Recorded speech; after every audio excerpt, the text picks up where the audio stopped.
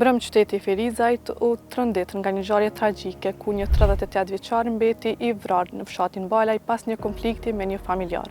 Sipas policisë, viktima dhe i dyshuari ishin djemë të Agjës dhe vrasja ndodhi pas një konflikti të vazhdueshëm mes tyre. E në ditën kritike, pas fjalosjes verbale, i dyshuari ka nxjerrur pistoletin nga brezi dhe ka goditur 4 herë në drejtim të viktimës, ku 38 vjeçari mbeti i vdekur në vend. Pas incidentit, i dyshuari vet ka telefonuar policinë e Kosovës dhe ka treguar vendodhjen e tij. Ai është arrestuar dhe shoqëruar në stacionin policor në Ferizaj.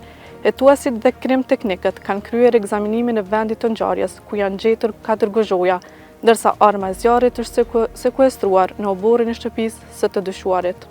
Gjatë bastisjes në shtëpinë e të dyshuarit, policia ka gjetur edhe një pushkë gjamë me 72 fishek, si dhe një pushkë ajrore, e ku me urdhër të prokurorit të shtetit, trupi i viktimës është dërguar për adopcion në Institutin e Mjekësisë Ligjore në Prishtinë. I dyshuari tashmë është ndaluar 48 orë. I ndjeri ka lënë pas vetës 4 fëmijë të vogël, derisa gjendja e familjarëve është e rëndë dhe nuk kanë pranuar të flasin para kamerave.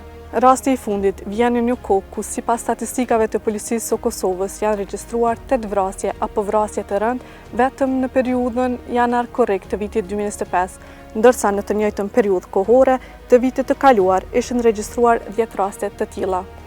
Megjithse shifrat shënojnë një ulje të lehtë, rastet si ky rikthejnë shqetësimin për sigurinë publike dhe konfliktet brenda familjeve. Hetimet për këtë rast po vazhdojnë, ndërsa autoritetet apelojnë për shmangjen e konflikteve që shpesh herë përfundojnë tragjikisht.